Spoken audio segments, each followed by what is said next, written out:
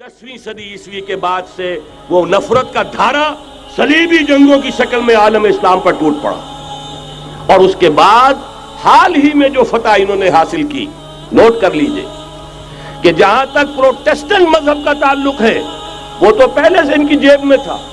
ये वेस्ट का लफ्ज आपने पढ़ा होगा और अखबारात में आता रहा।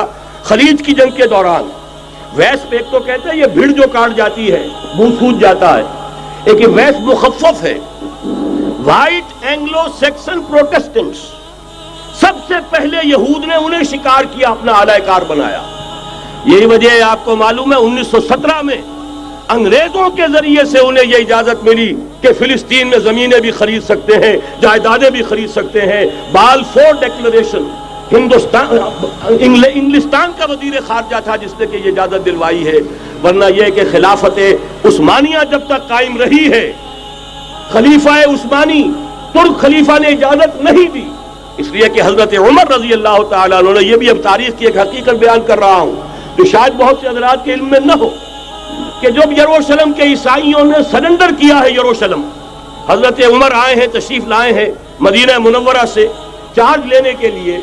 उस वक्त जो ट्रीटी लिखी गई है, जो मुआहदा हुआ है, उसमें वहां के यहूदियों, यहाँ के ईसाइयों ने तय कराया था कि यहां आप यहूदियों को आबाद होने की इजाजत नहीं देंगे। यहूदी आ सकता है, ज़ियारत कर सकता है, अपने मकामात मुक़द्दसा को आकर देख सकता है, यहां आबाद नहीं हो सकता। और ये कौन शर्त रख रहा है? ईसाई। उस वक्त तक ईसाइयों की दुश्मनी यहूदियों के साथ इस दर्जे में थी।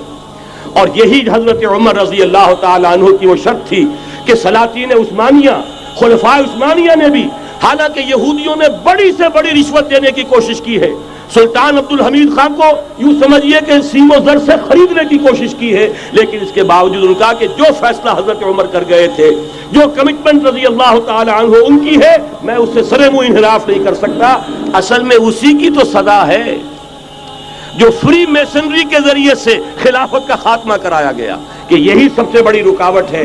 अगर खिलाफत खत्म न होती और अगर कहीं जिहाद का ऐलान खलीफा उस्मानी की तरफ से हो गया होता, तो ये कही थी बात जब हजरत शेखुल हिंद रहमतुल्लाह अलैह जब ये असीरी में थे माल्टा में, तो वहां का अंग्रेज कमांडेंट, उसने चूंकि वो कुछ मुरीद हो गया था या कम से कम अकीदतमंद हो गया था, एक रोज हजरत शेखुल हिंद ने उनसे सवाल किया उस शख्स से कि आप लोग हमारी खिलाफत के पीछे क्यों पड़े हुए?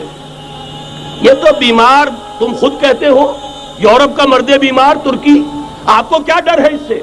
आप क्यों इस बेचारी खिलाफत के दर पे हैं?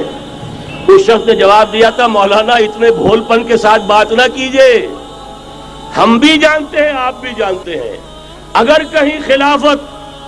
कहीं खिलाफत उस्मानिया की तरफ से जिहाद का ऐलान हो गया तो पूरे आलम इस्लाम से लाखों मुसलमान अपने सरों से कफन बांध कर निकल आएंगे।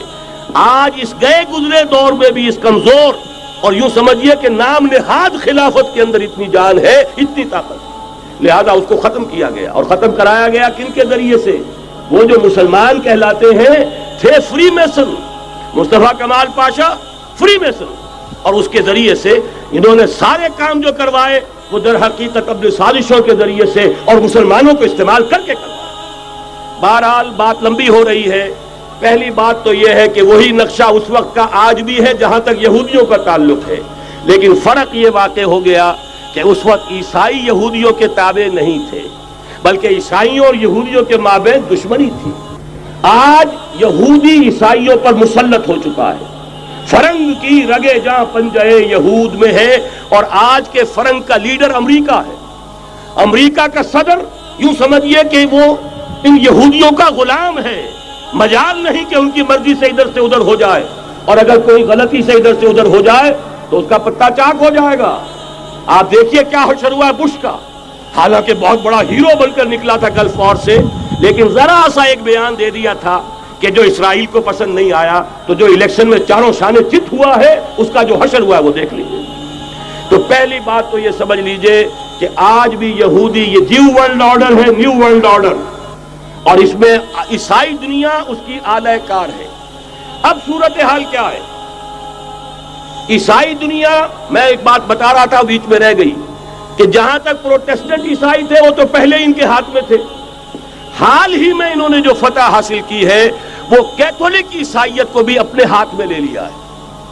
چنانچہ پوپ صاحب نے فرمان جاری کر دیا ہے کہ ہمارے خداوند یسوع مسیح کے قتل کی ذمہ داری ان یہودیوں پر نہیں ہے، بری کر دیے گئے۔ 1900 برس کے بعد، بلکہ 2000 برس کے قریب ہو گئے، انہیں ایگزونریٹ کر دیا گیا، ایبسولو کر دیا گیا، ان پر ذمہ داری نہیں۔ نتیجہ یہ نکلا ہے کہ ابھی چند مہینے پہلے جو مذاکرات صلح کے ہو رہے تھے، جن میں یاسر عرفات بھی تھے اور یہ اسحاق رابین گیا ہوا تھا واشنگٹن، وہاں سے واپس آیا ہے تو روم میں رک کر پاپائے روم سے ملاقات کر کے تشریف لائے ہیں، انہیں دعوت دی ہے کہ یروشلم آئیے، اور ویٹیکان نے تسلیم کر لیا ہے اسرائیل کو، اور ویٹیکان کا اب جو ہے ایک ایمبیسی، اس کا جو ہے سفارت خانہ وہ یروشلم میں بننے والا ہے، اور پوپ صاحب بھی وزٹ کرنے والے ہیں۔ گویا کہ یہ گٹھ جوڑ اب مکمل ہو چکا، اب کہیں اس میں کوئی کمی نہیں رہی۔ اس یونائٹڈ فورس کے ساتھ یہ نیو ورلڈ آرڈر اس وقت عالم اسلام پر حملہ آور ہے۔ اب اس میں نوٹ کیجئے کہ اس وقت کی فضا ہے کیا۔ عالم اسلام میں سے عالم عرب ان کے شکنجے میں جا چکا، کیوں بنا کر کھڑے ہوئے ہیں اسرائیل کو ماننے کے لیے اور سر تسلیم خم کرنے کے لیے۔ انہیں بلا کر میڈرڈ میں پیش کیا گیا یہودیوں کے سامنے کہ تم جن کے ساتھ ایک ٹیبل پر بیٹھنے کو تیار نہیں تھے، میڈرڈ میں آؤ، آؤ اپنا قبرستان دیکھو، یہ اسپین کی سرزمین جہاں تم نے 800 برس حکومت کی تھی، یہ تمہارا قبرستان، یہاں آؤ اور بیٹھو اور ان کے ساتھ بات کرو۔ گئے تھے کہ نہیں تمام فرنٹ لائن سٹیٹس میڈرڈ میں؟ حالانکہ کوئی بین الاقوامی کانفرنس کبھی میڈرڈ میں نہیں ہوئی، یا تو یہ واشنگٹن میں، بعد میں وہ سارے معاملات واشنگٹن میں چلے، شروع وہاں سے کیا۔ اس لیے کہ نیوز ویک کا کچھ عرصے پہلے کور سٹوری جو تھی 1992 is the year of Spain. Why? 1592 was the year of the fall of Granada.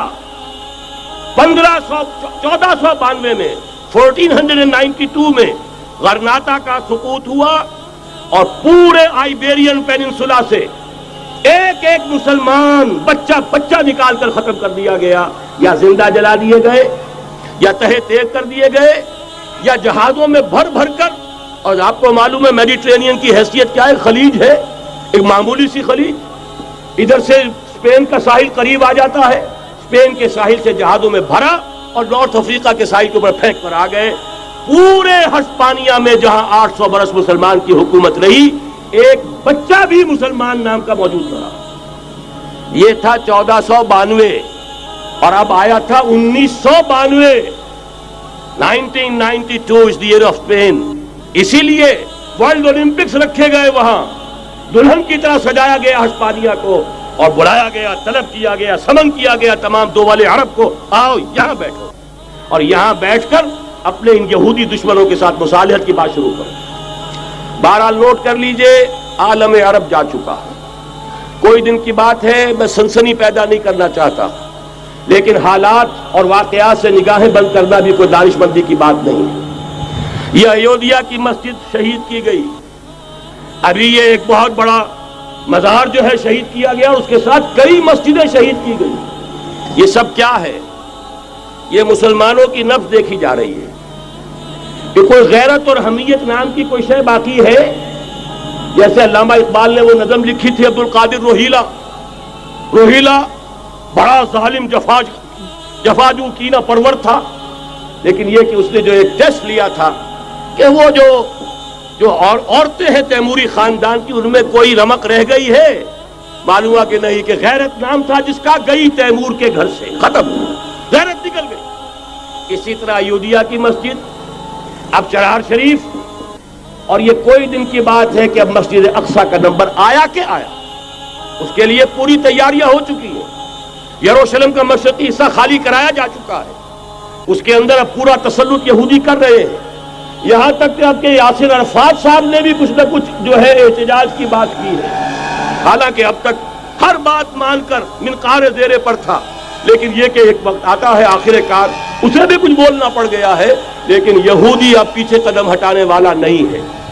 ان کا تھرڈ ٹیمپل، تیسری مرتبہ ہیکل سلیمانی تعمیر ہونا ہے، نوٹ کر لیجئے، ان کے لیے وہ وہی کچھ ہے جو ہمارے لیے کعبہ ہے. ان کے لیے ہیکل سلیمانی بالکل وہی حیثیت رکھتا ہے جو ہمارے لیے کعبہ. وہ ہیکل سلیمانی ایک مرتبہ پہلے نبوکدنضر کے ہاتھوں مسمار ہوا، پھر سن 70 عیسوی میں ٹائٹس کے ہاتھوں مسمار ہوا. سن 70 کے بعد آج 1995 میں کتنے برس ہو گئے؟ پورے 1925 برس ہو گئے کہ ان کا کعبہ زمین بوس پڑا ہوا ہے. اب تک تو ان کا بس نہیں تھا، اب تو بس ہے کہ نہیں؟ اب ان کی حکومت ہے کہ نہیں؟ اب شاہ حسن ہو چاہے شاہ حسین، ان کے نوکر اور چاکر ہیں یا نہیں؟ اب انہیں ڈر کس کا ہے؟ لہذا کوئی دن کی بات ہے مسجد اقصی شہید ہوگی اور ٹیمپل کی تعمیر شروع ہوگی. یہ تو بہرحال ایک نقشہ ہے. اگلا نقشہ آپ کو بتانا چاہتا ہوں، ایک دوسری تصویر ہے. یہ تصویر ہے زمینی، ایک تصویر ہے آسمانی. وَمَكَرُوا وَمَكَرَ اللَّهُ وَاللَّهُ خَيْرُ الْمَاكِرِينَ. انہوں نے اپنی سی تدبیریں کی، اللہ نے اپنی تدبیر کی، اور ظاہر بات ہے اللہ کی تدبیر سے بہتر تدبیر کس کی ہوگی؟ چنانچہ یہودیوں کی سازشیں اس وقت بھی ناکام ہوئی تھی یا نہیں؟ ظاہر بات ہے جہاں الحق وزہق الباطل ان الباطل کان زہوقا. لہذا یہ آیتیں دونوں اعلان کر رہی ہیں کہ یہودیوں کی سازشیں بالآخر ناکام ہوں گی اور دین حق کا بول بالا ہو کر رہے گا. یہ تو ان آیتوں سے ظاہر ہے. یریدون لیطفئوا نور اللہ بافواہہم واللہ متم نورہ ولو کرہ الکافرون. یریدون ان یطفئوا نور اللہ بافواہہم ویابى اللہ الا یتم نورہ ولو کرہ الکافرون. هو الذی ارسل رسولہ بالہدى ودین الحق لیظہرہ علی الدین کلہ ولو کرہ المشرکون. اللہ نے تو بھیجا ہی ہے اپنے رسول کو اس فیصلے کے ساتھ اور یہ ذمہ داری اور مشن دے کر کہ جو دین حق آپ کو دے کر بھیجا جا رہا ہے اسے غالب کیجئے، نافذ کیجئے، قائم کیجئے. اس مشن کے ساتھ بھیجا جا رہا ہے. اور وہ بہرحال آیا جاء الحق وزہق الباطل ان الباطل کان زہوقا. لیکن نوٹ کرنے کی بات یہ ہے، ذرا یہاں تھوڑا سا تحمل کے ساتھ غور کیجئے گا، کہیں میرے خلاف کوئی فتویٰ دینا شروع کر دیں. کیا حضور کا مقصد بعثت اس وقت مکمل ہو گیا تھا؟ ایک درجے میں ہو گیا کہ جزیرہ نما عرب پر اللہ کے نور کا بھی اتمام ہو گیا، اللہ کا دین بھی غالب ہو گیا. ہو گیا کہ نہیں ہو گیا؟ لیکن کیا محمد الرسول اللہ صرف عرب کے لیے بھیجے گئے تھے؟ قرآن کہتا ہے ببانگ دول وَمَا أَرْسَلْنَاكَ إِلَّا كَافَّةً لِلنَّاسِ بَشِيرًا وَنَذِيرًا. اے محمد صلی اللہ علیہ وسلم، ہم نے نہیں بھیجا ہے آپ کو مگر پوری نوع انسانی کے لیے بشیر اور نذیر بنا کر. تو جان لیجئے کہ یہ مقصد بعثت محمدی صلی اللہ علیہ وسلم بتمام و کمال اس وقت پورا ہوگا جب کل عالم انسانیت پر، کل روئے ارضی پر اللہ کا دین اسی طرح غالب ہو جائے گا جس طرح کہ محمد رسول اللہ والذین معہ صلی اللہ علیہ وسلم ورضی اللہ تعالی عنہم اجمعین، ان کے ہاتھوں سے، ان کے ایثار سے، ان کی قربانیوں سے، جن کا نقشہ آپ کے سامنے مولانا کھینچ چکے ہیں، ان کے اثار، ان کی قربانیاں، ان کی محنت، ان کی جفاکشی، ان کی سرفروشی، ان کے جان تن من دھن لگا دینے کے نتیجے میں جیسے اس وقت غالب ہوا تھا کل روئے ارضی پر غالب ہوگا، تب کہیں جا کر مقصد بعثت محمدی مکمل ہوگا. یہی وجہ ہے اقبال نے کہا تھا وقت فرصت ہے کہاں، کام ابھی باقی ہے، نور توحید کا اتمام ابھی باقی ہے. لیکن ساتھ ہی خوشخبری بھی دی تھی، یہ چمن معمور ہوگا نغمہ توحید سے. آئے گا وہ دور، یہ چمن معمور ہوگا نغمہ توحید سے، لازماً آ کر رہے گا. هي الحلقات تحفظني بآيات من القرآن